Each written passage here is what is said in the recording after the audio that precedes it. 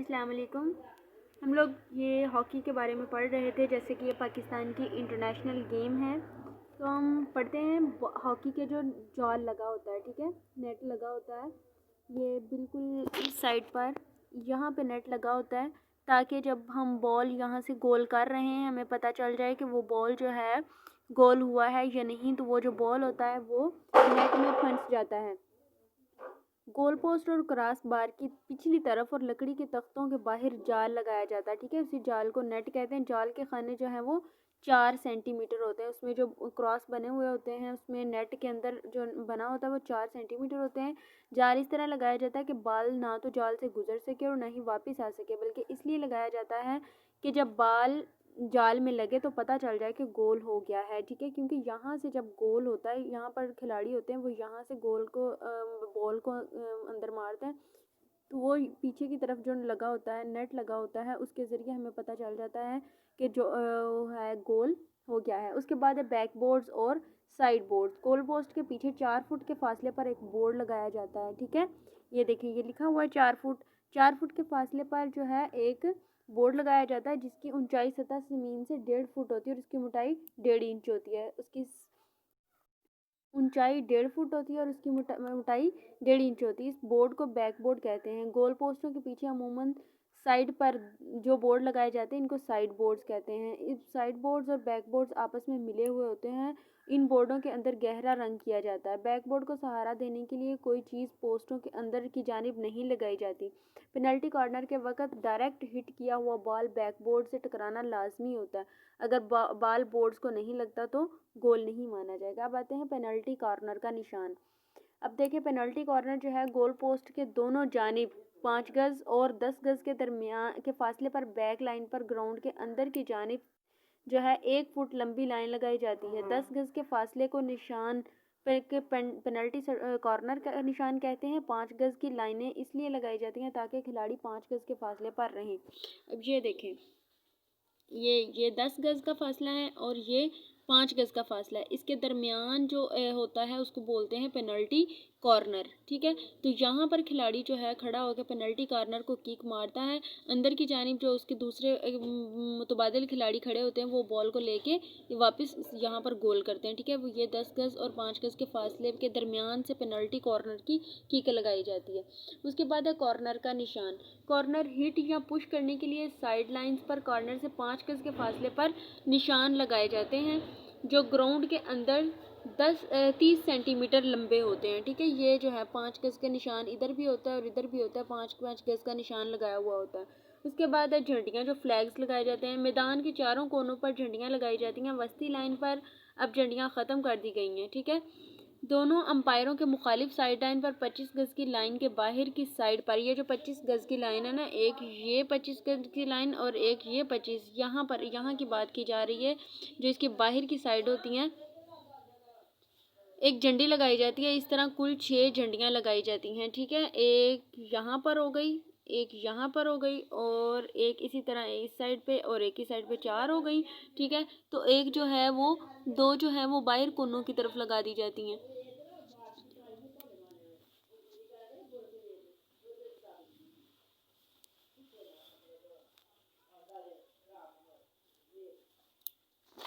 उसके बाद आता है हॉकी के खेल में मंदरजा झैल तफसील पर नोट लिखें। हॉकी बॉल जो होती है और उसकी स्टिक, उसकी टीम जो है, कितनी टीमें होती हैं, मुतबादिल खिलाड़ी कितने होते हैं, खेल का दौरानिया कितना होता है, अंपायर्स के फ़राइज़ क्या हैं।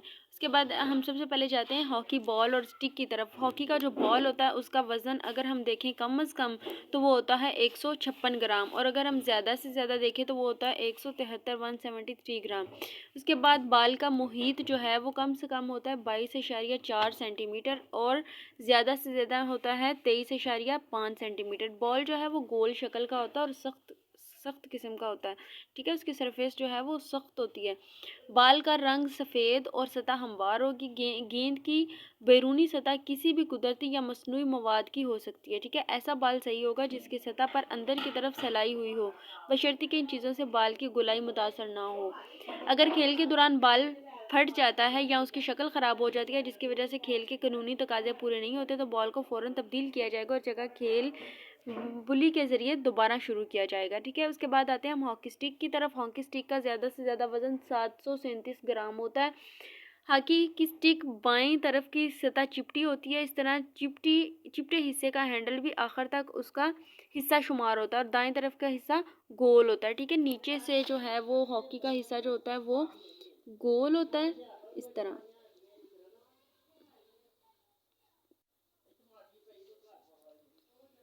हॉकी के नीचे वाले हिस्सा का चिपटा हिस्सा 4 इंच से ज़्यादा नहीं होना चाहिए और जो हॉकी का मुड़ा हुआ हिस्सा होता है यानी चिपटा हुआ हिस्सा, ठीक है, ये जो मुड़ा हुआ हिस्सा है ये हिस्सा ब्लेड कहलाता है और ये लकड़ी का बना होता है। हॉकी की स्टिक की लंबाई का तो ये नहीं किया गया। अमूमन इसकी लंबाई 91 यानी 91.5 सेंटीमीटर या 36 इंच होती है। साइज़ और बनावट के अतबार से हॉकी की इस तरह बनी होगी कि 12 इंच जो है या हम कह लेंगे 5.1 सेंटीमीटर कतर के रिंग में से गुजर जाए। अगर हॉकी रिंग में से नहीं गुजरती तो अंपायर हरगिज इस हॉकी के साथ खेलने की इजाज़त नहीं देगा। उसके बाद है टीम और मुतबादिल खिलाड़ी। इसमें दोनों खिलाड़ी जो हैं उसमें 16 खिलाड़ी होते हैं। एक टीम में 16 खिलाड़ी होते हैं जिसमें से 11 खिलाड़ी एट अ टाइम जो है वो ग्राउंड में खेल रहे होते हैं और बाकी जो 5 खिलाड़ी होते हैं वो मुतबादिल होते हैं। उसके बाद है खिलाड़ियों की तब्दीली। खिलाड़ियों की तब्दीली पर पाबंदी नहीं होती। तब्दील शुदा खिलाड़ी दोबारा ग्राउंड में आ सकते हैं। यानी जो मुतबादिल खिलाड़ी पहले खेल से बाहर बैठे हुए होते हैं, 11 खेल रहे होते हैं, तो उसमें अगर किसी एक खिलाड़ी को कोई चोट लग गई है या इंजरी हो गई, कोई मसला हो गया, इमरजेंसी हो गई है, तो वो जो बाहर 5 खिलाड़ी बैठे हुए होते हैं उनके साथ हम उनका तबादला कर सकते हैं। मुतबादिल खिलाड़ी इस वक्त तक ग्राउंड में नहीं तब्दील हो सकते जब तक तब्दील करने वाला खिलाड़ी ग्राउंड से बाहर नहीं निकल जाता। जब एक खिलाड़ी जिसकी जगह पे हमने तब्दील करना वो बाहर निकलेगा तो दूसरा खिलाड़ी आएगा।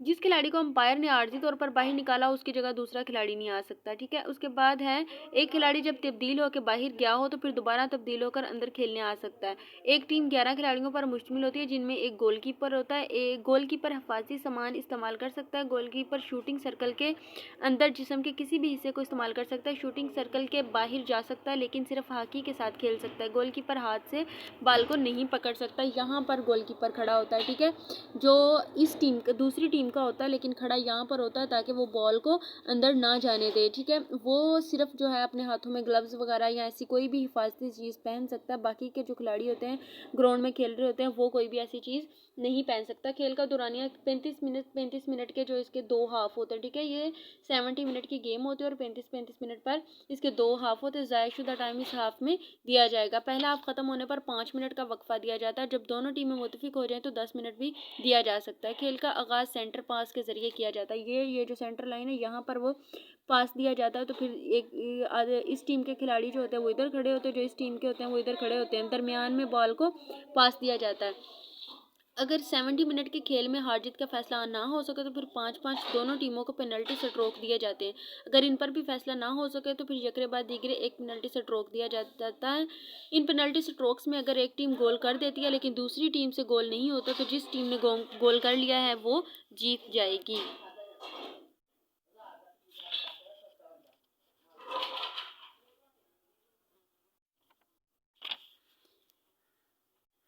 उसके बाद है कि खेल का आगाज़ किस तरह होना है। खेल शुरू होने से पहले अंपायर दोनों टीमों के कप्तान जो होते हैं उनको अपने पास बुलाता है, फिर उनके दरमियान टास्क करवाता है। जो टीम जो है वो टास्क जीत जाती है उसको ये हक दिया जाता है कि वो साइड ले ले या सेंटर पास के जरिए खेल को शुरू कर ले।